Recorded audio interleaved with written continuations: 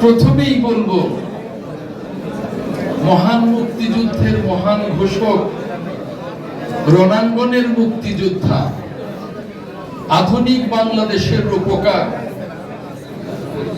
রাষ্ট্রপতি জিয়াউর রহমানকে যখন জাতীয় এবং আন্তর্জাতিক ষড়যন্ত্রকারীরা নির্মমভাবে চট্টগ্রামে হত্যা করলেন, শহীদ রাষ্ট্রপতি জিয়াউর রহমানের শাহাদাত বরণের পর তাকে যখন চট্টগ্রামের কোনো একটি এলাকায় নীরবে দাফন করা হয়েছিল, সেখান থেকে আমাদের নেতা আব্দুল্লাহ নোমান সহ বেশ কয়েকজন আমাদের নেতা শহীদ রাষ্ট্রপতি জিয়াউর রহমানের লাশ ঢাকায় নিয়ে এসেছিলেন।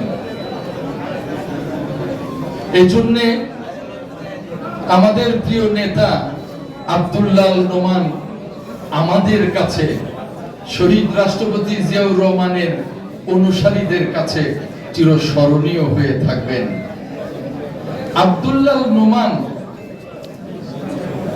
একজন বর্ণাঢ্য রাজনৈতিক জীবনের অধিকারী, যিনি শ্রমিক দলের প্রতিষ্ঠাকালীন থেকে দায়িত্ব পালন করেছেন, সভাপতির দায়িত্ব পালন করেছেন, বিএনপির বিভিন্ন পর্যায়ের দায়িত্ব পালন করেছেন, দুবার মন্ত্রীর দায়িত্ব পালন করেছেন, অনেকবার এমপি হিসেবে দায়িত্ব পালন করেছেন।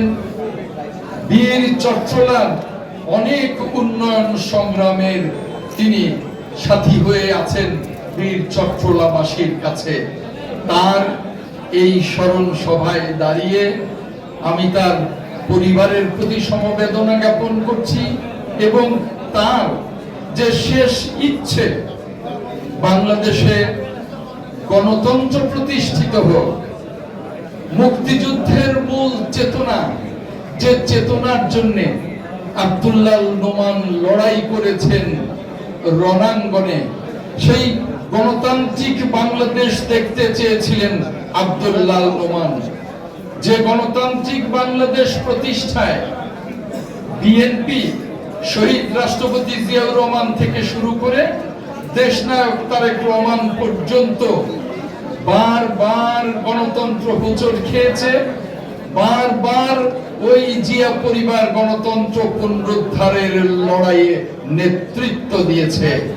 সেই গণতান্ত্রিক বাংলাদেশ দেখবার জন্য আব্দুল্লাহ নোমানের স্বপ্ন ছিল। আমরা আব্দুল্লাহ নোমানের স্বপ্ন বাস্তবায়ন করতে চাই। আগামীতে গণতন্ত্র নতুন যাত্রা শুরু করে, তাই বলবো, আজকে যে সরকারটি ক্ষমতায় আছে, যে সরকার 5ই আগস্টের গণ অভ্যুত্থানের চেতনায় ক্ষমতায় বসেছে এবং আমরা বিএনপি সহ বাংলাদেশের রাজপথের সকল রাজনৈতিক দল এবং বাংলাদেশের জনগণের সমর্থনে যে সরকারটি ক্ষমতায় বসেছেন, সেই সরকারকে বলতে চাই, সরকারের মাননীয় প্রধান উপদেষ্টাকে বলতে চাই, আমরা বাংলাদেশের সকল রাজনৈতিক দল, বাংলাদেশের জনগণ, আমরা গণতান্ত্রিক বাংলাদেশ দেখতে চাই। গণতান্ত্রিক বাংলাদেশের জন্য রাজপথে 17 বছর বিএনপি গুম হয়েছে, খুন হয়েছে, রক্তে রঞ্জিত করেছে, 60 লক্ষ মামলা খেয়েছে, বিএনপি রাজপথ ছাড়ে নাই।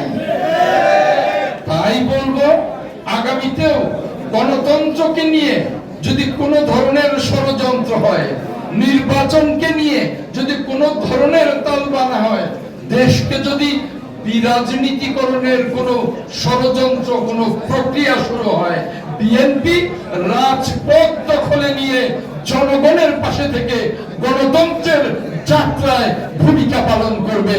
এই কথা বলে আমি আমাদের প্রিয় নেতা জনাব আব্দুল্লাহ নোমানের আবারও মাগফিরাত কামনা করে আমি আমার সংক্ষিপ্ত আলোচনা এখানেই শেষ করছি। আল্লাহ হাফেজ। বাংলাদেশ জিন্দাবাদ।